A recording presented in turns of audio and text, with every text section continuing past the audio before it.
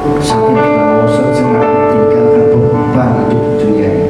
Kita mau masuk ke hadirat Tuhan. Kita mau bebaskan roh kita. Kita mau masuk ke dalam hadirat Tuhan. Yes. Haleluya Yesus Tuhan. Ampuni setiap kami Tuhan. Ampuni kami Tuhan. Oh Ramaya Sita. Ampuni kami Tuhan. Layakkan kami untuk memuji dan menyembah Tuhan. Yesus Tuhan.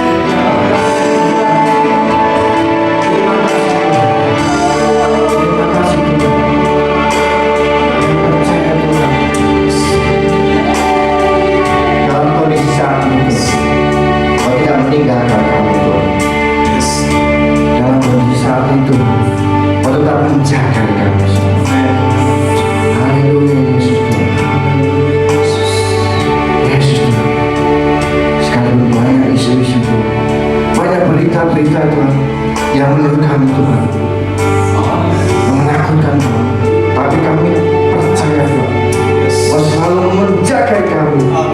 Kau selalu Tuhan menyertai kami dimanapun kami berada, apapun aktivitas kami. Haleluya. Yesus Tuhan, Engkau Bapa yang baik Tuhan. Engkau hanya Bapa yang baik. Engkau Bapa yang tidak pernah meninggalkan kami. Yesus Tuhan, Yesus Tuhan, dan kuasa-Mu tidak pernah berakhir. Penyertaan tidak akan pernah berakhir Tuhan. Sampai kapan Tuhan? Sampai Kau datang yang kedua kalinya. Haleluya.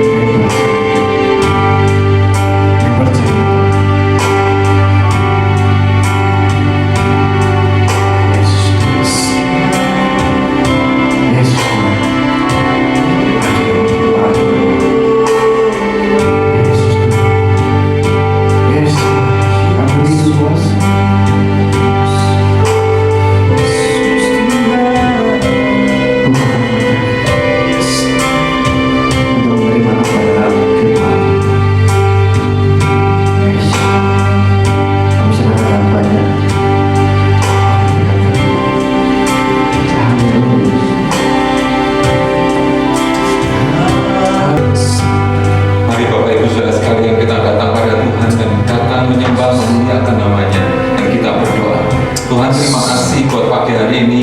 Kembali kami mau datang ke hadirat-Mu Tuhan. Kami mau merenungkan firman-Mu.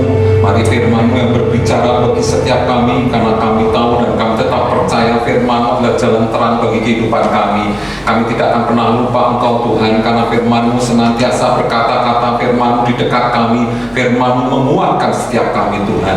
Terima kasih Roh Kudus berbicara bagi kami pribadi lepas pribadi, dan juga di dalam persekutuan kami di keluarga kami masing-masing, biar ada kuasa Tuhan yang bekerja di tengah-tengah ibadah kami di rumah saja ini Tuhan. Anugerah melimpah bagi kami. Terima kasih Tuhan, di dalam satu nama Tuhan kami Yesus Kristus kami sudah berdoa dan mengucap syukur. Haleluya. Semuanya siap mendengarkan firman Tuhan berkata amin. Sekali lagi shalom Bapak Ibu dan saudara sekalian yang dikasihi dan mengasihi Tuhan Yesus.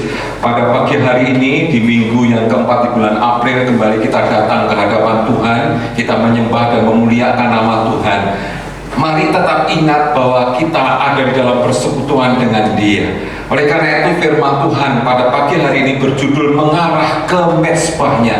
Mengarah ke mezbahnya. Bapak Ibu dan saudara sekalian, agenda Tuhan bagi setiap umatnya, setiap orang percaya adalah setiap kita mengarah kepada mezbahnya. Mengapa saudara? Karena mezbah ini berbicara tentang persekutuan. Bapak Ibu dan saudara sekalian, mungkin kita berpikir hari-hari ini dengan adanya COVID-19 ini, dengan adanya peraturan pemerintah di rumah saja, mungkin kita berpikir ini berarti kan menjauhkan kita dari persekutuan, menjauhkan dengan orang-orang percaya, menjauhkan dari gerejanya.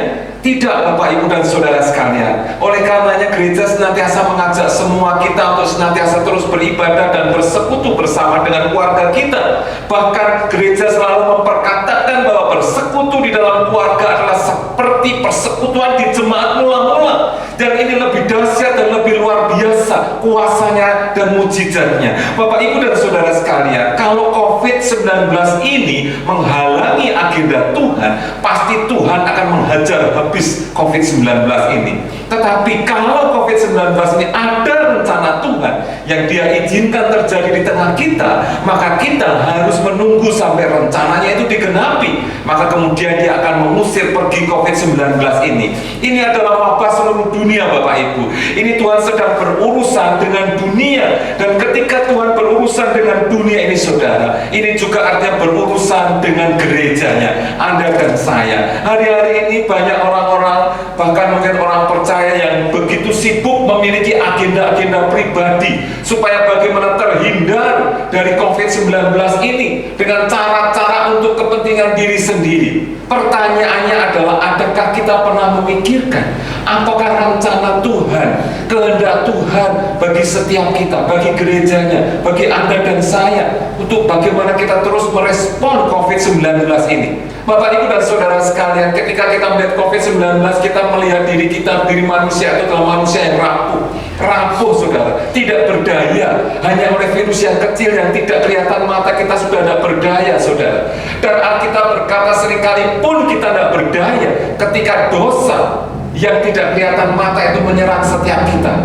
Dan baru kita tahu efek akibat dosa itu sangat mengerikan ketika kita melihat dampaknya dalam kehidupan kita. Coba lihat pertama kali dosa masuk ke dunia ini saudara, yaitu masuk lewat Kain. Salah satu tokohnya adalah, kenapa Kain melakukan pembunuhan kepada adiknya Habil? Itu karena dosa saudara, dosa pembunuhan, dosa yang mematikan. Sehingga anak ketiga dari Adam dan Hawa yang namanya adalah Set saudara, yang lahir diberikan Tuhan sebagai kompensasi karena Habil sudah dibunuh, sudah hilang dari kehidupan Adam dan Hawa saudara. Set ini memberi anak keturunannya yang bernama Enos saudara. Dan Enos itu artinya adalah rapuh saudara. Yang rapuh artinya rapuh. Apa artinya rapuh? Rapuh itu artinya ketika kita mengirim barang lewat pesawat udara, kita selalu minta stempel atau stiker fragile, ya, fragilis spellnya Bapak Ibu ya. Artinya apa? Hati-hati, ya, ditolong ditangani dengan hati-hati karena mudah pecah saudara. Dan inilah yang membawa kesadaran manusia, yaitu bahwa dirinya rapuh. Maka setelah itu, setelah Enos lahir, secara mengatakan manusia mulai menyembah Tuhan. Mari kita lihat di dalam Kejadian pasal 4 ayat 25 sampai 26. Kejadian 4 ayat 25 sampai dengan 26. Demikian bunyi firman Tuhan. Saya akan bacakan. Lahirlah seorang anak laki-laki bagi Set juga, dan anak itu dinamainya Enos. Waktu itulah orang mulai memanggil nama Tuhan. Setelah Enos naik, orang mulai memanggil nama Tuhan, berseru-seru kepada Tuhan. Tuhan Juru Selamat, Jesus is the Savior. Bapak Ibu dan Saudara, sekarang Paulus pun bersaksi kepada jemaat di Korintus, Saudara. Dia mempersaksikan pelayanannya, bahwa semua apa yang dilakukan dia itu, dia tidak bisa lepas daripada pekerjaan Allah, tidak bisa lepas dari persekutuan dengan Allah, tidak bisa lepas dari pertolongan dari Roh sendiri. Karena Paulus menyadari bahwa persekutuan di dalam Roh itulah yang memerdekakan, yang menghidupkan. Tetapi dia menyadari persekutuan dengan hukum yang tertulis, yang agamawi, seringkali mematikan. Saudara, inilah kesaksian Paulus, bagaimana dia terus bergantung kepada Roh Kudus, kepada Roh sendiri. Supaya apa? Supaya dia menjadi tajam, supaya dia boleh mengerti kehendak Tuhan. Dan dia menasihatkan supaya jangan sampai pikiran orang-orang percaya itu menjadi tumpul, saudara. Menjadi apa, saudara? Menjadi tumpul, pikirannya menjadi tumpul. Apa artinya tumpul, saudara? Kalau pensil itu tumpul, tidak enak digunakan. Kalau pisau itu tumpul, tidak bisa digunakan. Tidak ada fungsinya, tidak ada gunanya kalau tumpul selain dibuang. Apa artinya pikiran yang tumpul, saudara? Pikiran yang tumpul adalah pikiran yang tidak bisa melihat ke masa depan, pikiran yang tidak bisa berpikir dengan benar seperti yang Tuhan kehendaki. Sang pemberi pikiran bagi setiap kita. Tuhan memberi pikiran setiap manusia supaya dia bisa berpikir seperti pikirannya Tuhan. Dan itu yang dikehendaki, bukan pikiran-pikiran jahat, bukan pikiran-pikiran dusta, licik seperti yang dipunyai oleh iblis, saudara. Oleh karena itu dia nasihatkan demikian di dalam 2 Korintus 3 ayat 14. Tetapi pikiran mereka telah menjadi tumpul, sebab sampai pada hari ini selubung itu masih tetap menyelubungi mereka. Jika mereka membaca perjanjian lama itu tanpa disingkapkan, karena hanya Kristus saja yang dapat menyingkapkan. Orang yang pikirannya tumpul seperti orang ditutup mukanya. Orang yang pikirannya tumpul tidak bisa mengerti, tidak bisa memahami apa yang dikehendaki Tuhan. Ketika mereka membaca, merenungkan firman, seperti ada selubung yang menutupi pikirannya. Dan firman Tuhan berkata, Paulus berkata pada jemaat Korintus, hanya Kristus saja yang mampu menyingkirkan selubung itu, sehingga setiap orang percaya bisa mengerti kehendak Tuhan. Amin, saudara. Haleluya. Inilah yang penting, saudara, bahwa Yesus sudah mati di atas kayu salib, dan dia sudah berkata tetelestai, sudah selesai, dan ditandai selubung. Tirai bait suci terbelah menjadi 2, sehingga orang bisa masuk ke ruang kudus, dan ruang maha kudus bisa berhubungan dengan Tuhan. Bapak Ibu dan Saudara sekalian, seringkali kita harus mengakui agama kita itu seringkali menjadi penghalang. Kenapa? Karena agama bicara peraturan-peraturan, larangan-larangan, seolah mau mendekat dengan Tuhan karena peraturan, sehingga bukan dari kemauan hidupnya, bukan dari kemauan dirinya yang murni ingin dekati Tuhan, tapi terbelenggu oleh peraturan. Dan itu yang membuat rohnya tidak bisa merdeka, dan lama-kelamaan itu bisa membuat pikiran kita menjadi tumpul, tidak bisa terbuka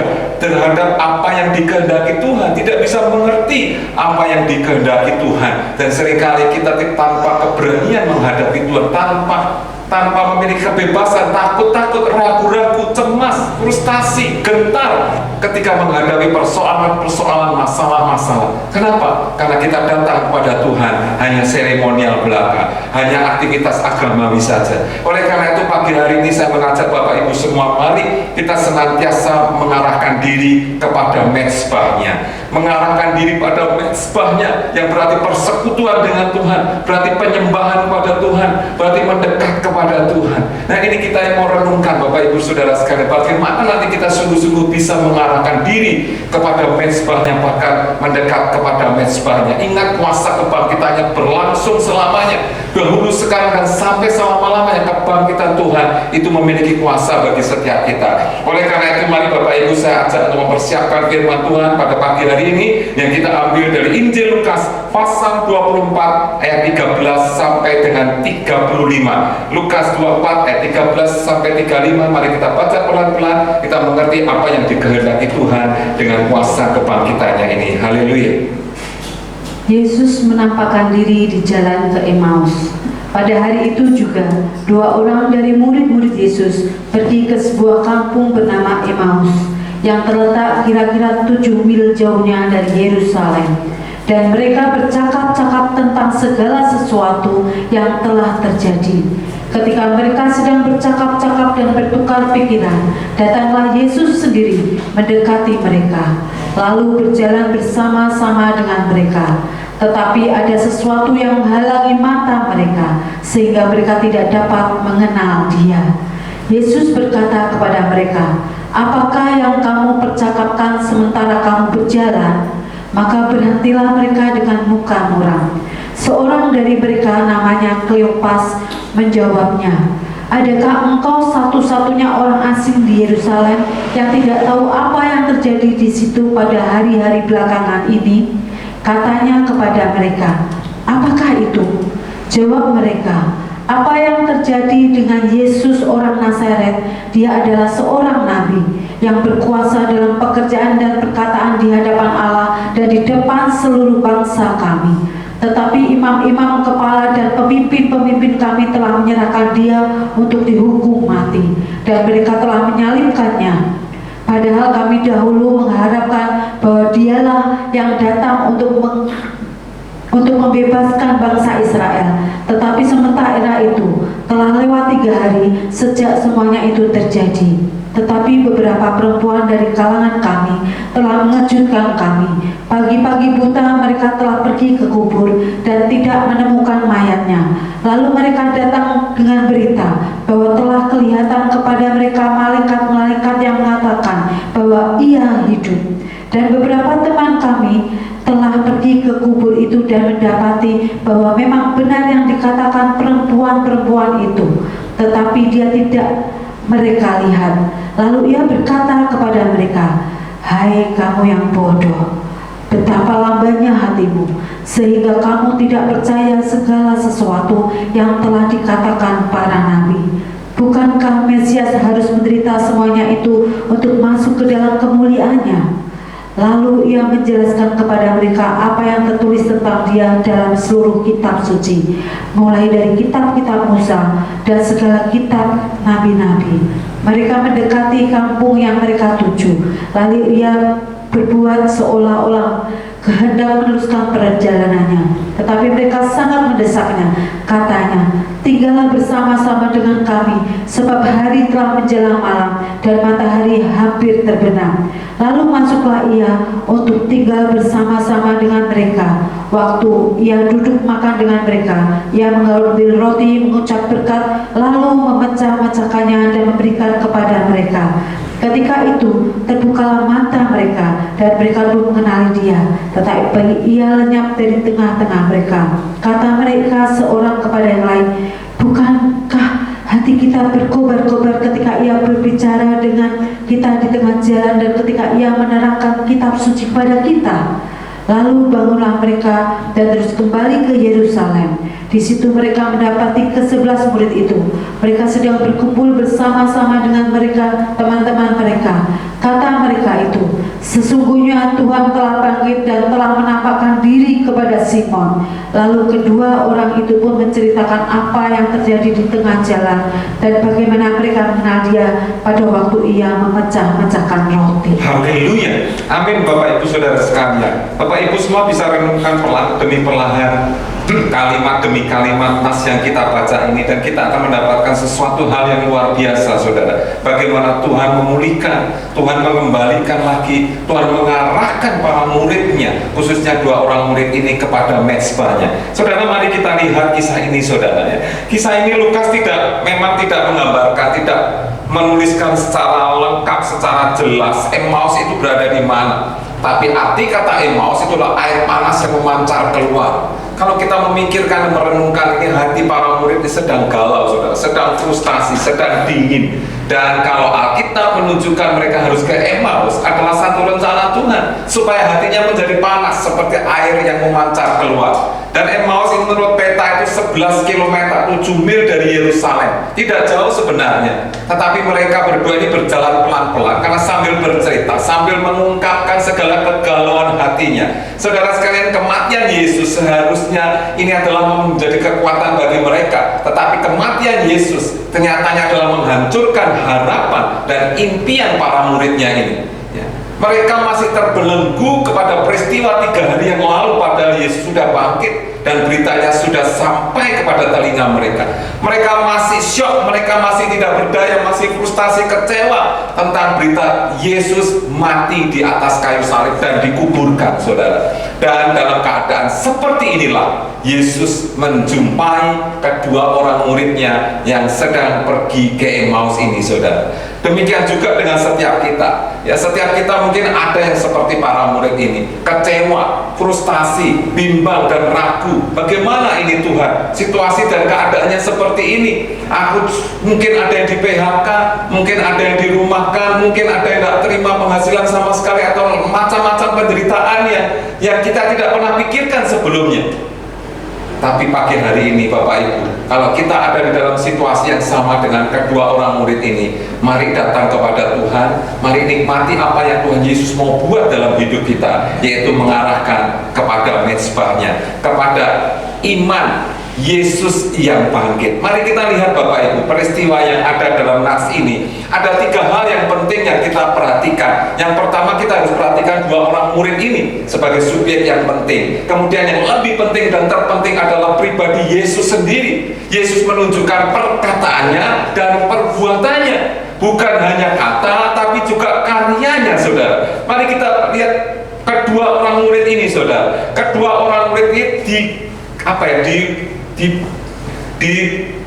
dipagari, dikungkung dengan situasi, dikendalikan oleh situasi yang ada pada saat itu. Ya, dari pembicaraannya, dari percakapannya kita tahu bahwa mereka itu sedang kecewa, sedang frustasi, bahkan terus ngomong dalam perjalanan. Ya, saudara sekalian, perhatikan ini, bahwa situasi itu mengambil kendali penuh dalam kehidupan mereka, dalam emosi mereka. Sampai-sampai ketika Yesus bertanya kepada mereka, apa yang terjadi? Satu orang berhenti lalu memandang Yesus dengan wajah yang mungkin agak marah. Masa kau tidak tahu? Satu-satunya orang yang tidak tahu itu hanya engkau. Apa yang terjadi di Yerusalem? Emosinya begitu memuncak, saudara. Emosi inilah yang mengganggu iman para murid ini. Emosi inilah yang mengganggu iman akan kebangkitan, saudara. Mari kita lihat Tuhan, mari kita lihat Yesus. Apa yang dilakukan dia ketika Yesus mendengar bahwa emosinya, situasi mulai mengganggu imannya? Yesus dengan tegas menegur mereka, "Hai kamu orang bodoh, betapa lambannya hatimu." Yang satu teguran kepada kedua orang muridnya. Kenapa? Karena mereka tidak memahami firman, atau mereka itu meragukan firman Allah yang sempurna seperti yang dikatakan oleh para nabinya. Yesus mengingatkan mereka bahwa mereka ini memiliki suatu tujuan yang indah, tujuan dibalik peristiwa 3 hari yang lalu itu. Tujuannya adalah Mesias yang bangkit. Yesus menjelaskan kepada mereka bahwa mereka harus percaya nubuatan para nabi itu digenapi di dalam diri Yesus, penggenapan yang sempurna. Dan itu sudah dinubuatkan oleh para nabi di dalam zaman perjanjian lama. Dan itulah yang membutakan pikiran mereka, sehingga mereka tidak bisa menghubungkan, mereka tidak bisa berpikir, mereka tidak bisa mengimani bahwa apa yang dikatakan para nabi itu tergenapi dalam diri Yesus.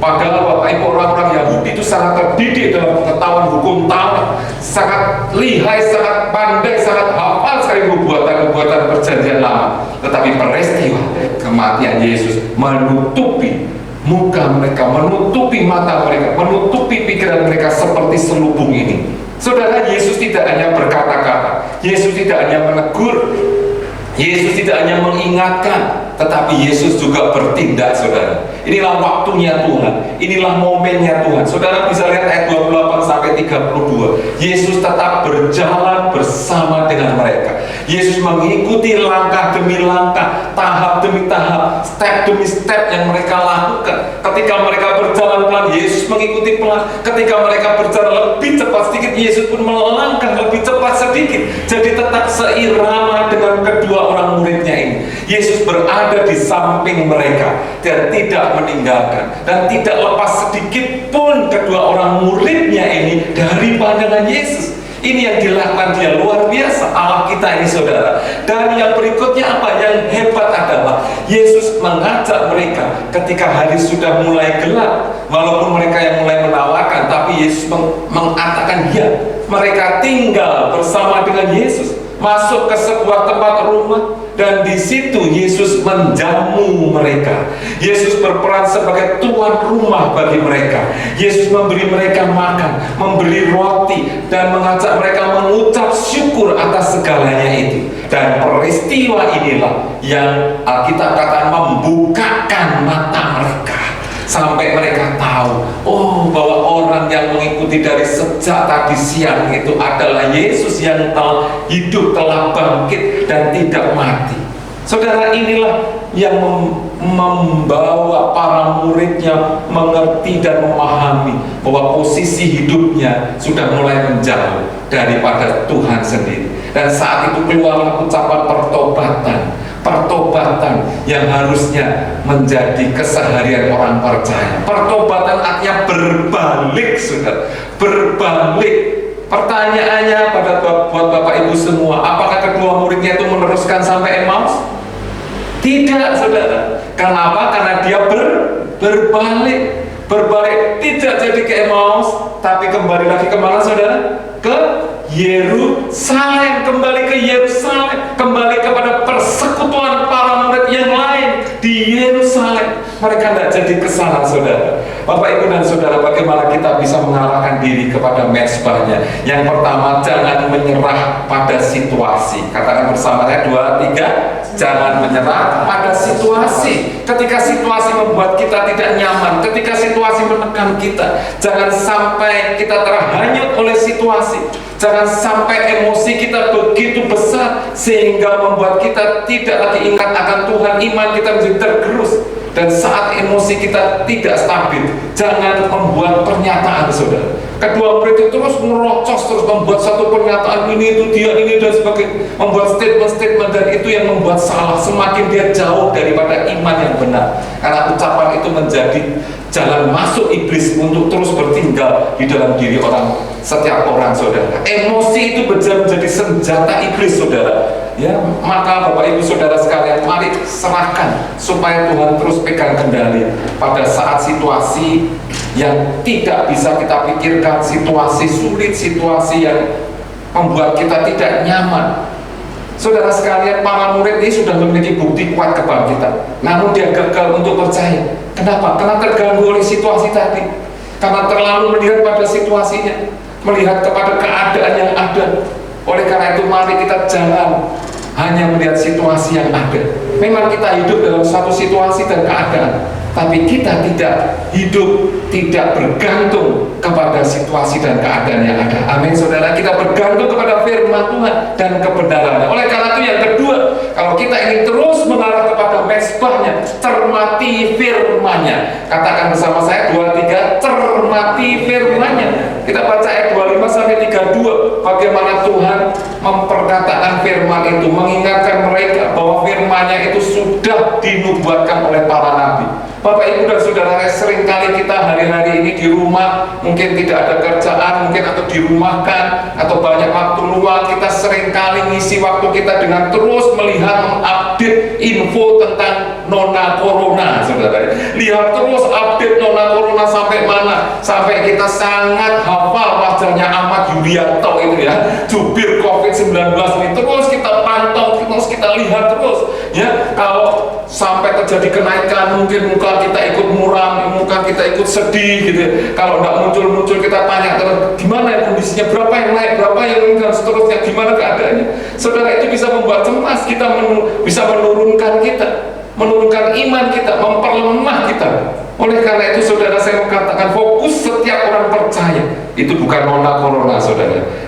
Fokus setiap orang percaya adalah the risen God, saudara. Allah yang bangkit, amin saudara. Allah yang bangkit, Yesus Kristus yang bangkit dan menang atas segala keadaan-keadaan. Mari kita ingat-ingat katanya Tuhan, bagaimana dia bangkit, bagaimana dia memulihkan. Itulah yang harus menjadi pencermatan setiap kita. Ingatlah, Yesus itulah Alfa dan Omega. Dia adalah Allah yang setia. Dia menggenapkan segala sesuatu nubuatan dari dulu, sekarang, dan sampai selama-lamanya. Dia adalah Allah di masa depan, bukan Allah yang masa lampau atau Allah yang sekarang saja, tapi Allah di masa depan. Dia pegang kendali atas kehidupan di masa depan kita. Oleh karena itulah dialah yang harus menjadi fokus, saudara.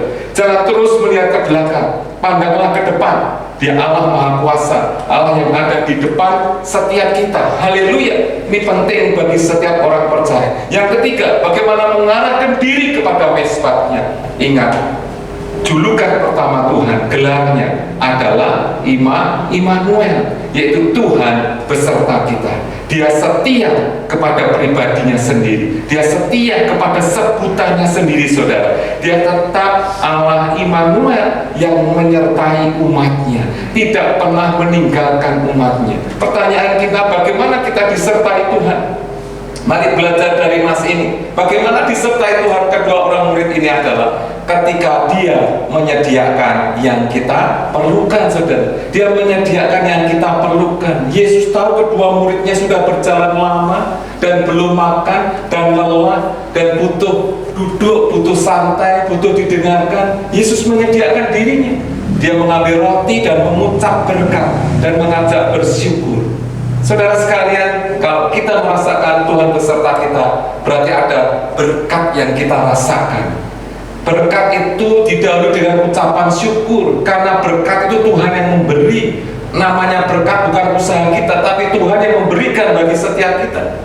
Kalau kita bisa bersyukur oleh apa yang Tuhan sudah beri atas situasi dan keadaan ini, diberi setengah gaji, diberi seberapa gaji, kita boleh bersyukur, kita boleh berkata ini berkat Tuhan. Itu akan menjadi penyertaan Tuhan dalam hidup kita. Ketika kita tidak banding-bandingkan, kok aku segini ya, dia kok segitu ya, kok aku diberi, aku tidak diberi ya, maka itu berkat Tuhan, penyertaan Tuhan ada. Oleh karena itu tidak perlu membanding-bandingkan, karena pembandingan mengganggu ucapan syukur bagi setiap kita. Haleluya. Semua berkat Tuhan, dia menyediakan apa yang kita perlukan, dan dia tidak pernah terlambat. Dia tahu kemampuan seberapa kita bisa menanggung segala penderitaan itu, dan dia tidak pernah terlambat. Amin Bapak Ibu. Haleluya. Bagaimana kita merasakan Tuhan menyertai kita, bagaimana kita merasa Immanuel ketika hati kita berkobar-kobar ya. Ketika hatinya berkobar-kobar, panas disinari Tuhan. Ketika apa? Ketika merenungkan firman-Nya, kita merasakan Tuhan hadir, Tuhan menjamah, Tuhan menyapa kita, Tuhan berbicara, mencelekkan, oh kamu salahnya di sini. Ketika kita baca firman Tuhan, hati kita berkobar-kobar, tidak lagi dingin, tidak lagi suam-suam kuku. Disitulah kita merasakan bahwa Dia adalah Immanuel, menyertai setiap kita. Bukan hanya sekedar berkobar-kobar, saudara. Dia Immanuel. Kalau kita sungguh-sungguh mengambil keputusan untuk berbalik, saudara, mengambil keputusan bertindak untuk berbalik, satu perubahan di ayat 33, kedua orang kembali lagi, kembali ke Yerusalem, artinya kembali ke mezbah Tuhan, kembali kepada persekutuan Tuhan, kembali menyembah Tuhan, kembali beribadah kepada Tuhan. Bapak Ibu, walaupun kita terpisah oleh jarak, kita ada di rumah kita masing-masing. Ingat firman Tuhan pernah berkata, barang siapa 2 atau 3 orang berkumpul di dalam namaku, aku hadir di tengah-tengah mereka. Bukankah Tuhan juga hadir di tengah-tengah ibadah kita dalam keluarga, Bapak Ibu? Karena lebih dari 2 orang, Bapak, Ibu, dan anak-anak, haleluya, Tuhan ada di tengah-tengah kita. Tuhan ada di persekutuan kita. Oleh karena itu jangan tinggalkan persekutuan dengan Dia. Jangan tinggalkan ibadah kita di dalam gerejanya. Justru kita beribadah di rumah itu persis seperti pada zaman para rasul, saudara. Dan jangan lupa, di dalam ibadah itu ada kesaksian, saudara. Kesaksian bagaimana Tuhan itu bekerja dalam hidup kita. Mari bagikan kesaksian itu, pemahaman firman kita yang kita dengar kepada anak-anak kita, pada suami, pada istri kita. Bagikan, sharekan itu, sharekan dengan indah, saudara. Bapak, Ibu, dan saudara sekalian, mari mengarah kepada mezbahnya, kembali kepada mezbahnya. Walaupun kita saat ini merasa kita seperti dua orang murid ini sedang berjalan ke Emmaus, sedang menjauh dari persekutuan Tuhan, ingatlah kita tidak akan ditinggalkan sendirian. Amin Bapak Ibu. Yesus tetap menyertai, Yesus tetap berjalan di sisi kita. Mari kita tidak terganggu oleh situasi dan kondisi. Lihat, Yesus tidak pernah tinggalkan. Yesus bahkan menjadi tuan rumah bagi setiap kita. Dia berjalan bersama dengan kita. Mari kita ungkapkan kerinduan kita kepada Tuhan. Tuhan, Engkau sungguh dahsyat dan luar biasa. Kuasa-Mu nyata dalam kehidupan kami. Haleluya, haleluya. Kami undang pemain musik, singer WR untuk bisa maju ke depan. Terima kasih Tuhan Yesus. Engkau sungguh ajaib dan hebat bagi setiap kami. Firman-Mu pagi hari ini membawa kita, mengingatkan kita supaya terus mengarah kepada persekutuan dengan Engkau, mengarah kepada mezbah-Mu, mengarah kepada Yerusalem, mengarah kepada gereja-Mu Tuhan. Oleh karena itu firman-Mu berkata, jangan menyerah pada situasi, jangan lihat situasi, tapi terus cermati firman Tuhan, perhatikan kata-katanya, dan terus bangkitkan iman kita bahwa Dia adalah Immanuel, Tuhan yang beserta dengan setiap kita. Haleluya. Mari kita mau datang kepada Tuhan dan mau kita katakan, Bapa Kau setia, Bapa Engkau mulia, maka jiwa kami akan tenang di hadapan-Mu Tuhan. Terima kasih Tuhan Yesus. Terima kasih Tuhan. Terima kasih Roh Kudus. Firman-Mu memberikan hati yang berkobar-kobar dalam diri setiap kami Tuhan. Firman-Mu menjadi penerang bagi setiap kami. Terima kasih Yesus. Haleluya.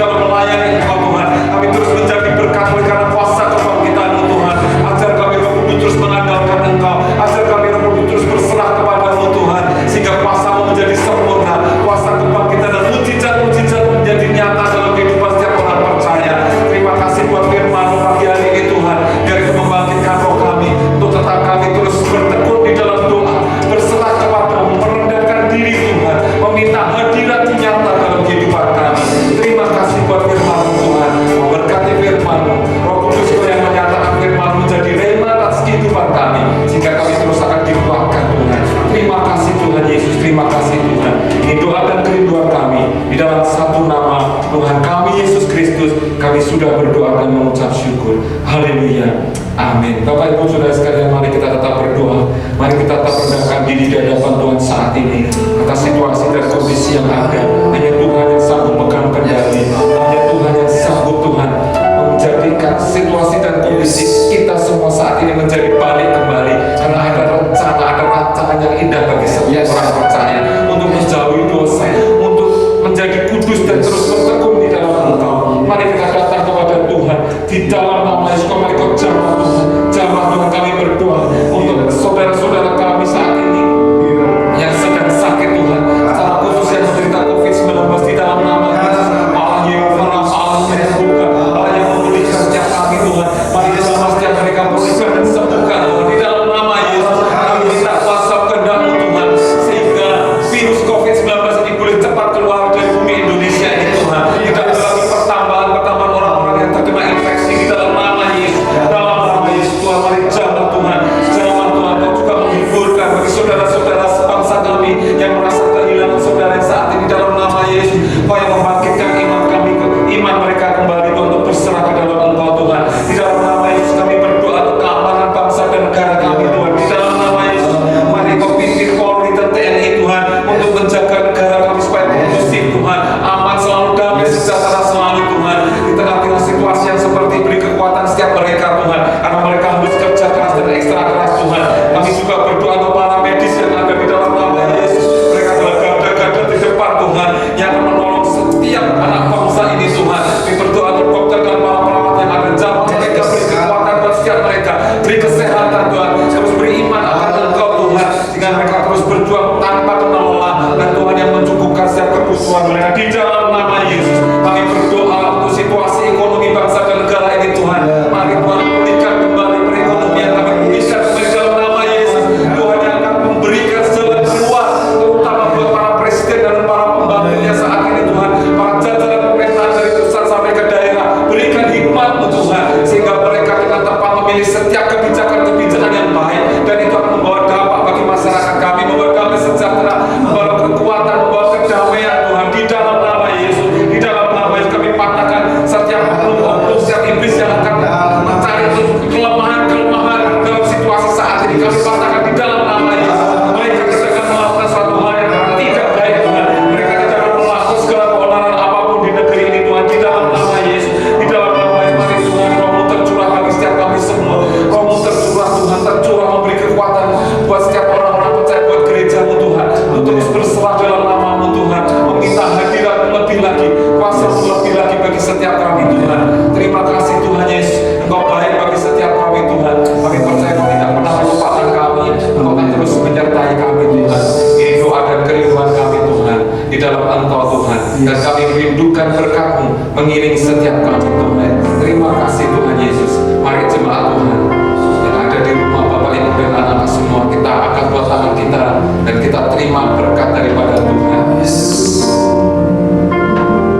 Jemaat Tuhan pulang dan terimalah berkat dari Allah Bapa, pernyataan persekutuan di dalam Tuhan Yesus Kristus, dan kuasa dari Allah Roh Kudus. Tuhan memberkati engkau dan melindungi engkau. Tuhan menyinari engkau dengan wajah-Nya dan memberikan engkau kasih karunia. Tuhan menghadapkan wajah-Nya kepadamu dan memberi engkau damai sejahtera, mulai dari sekarang sampai Maranatha, Tuhan Yesus datang kedua kalinya. Mari kita terima berkat dari kerajaan surga di dalam nama Bapa, Anak dan Roh Kudus, yaitu di dalam nama Tuhan Yesus Kristus. Haleluya. Semua yang diberkati katakan amin. Kiranya Engkau memberkati kami. Mari kita berdoa ya bersama-sama.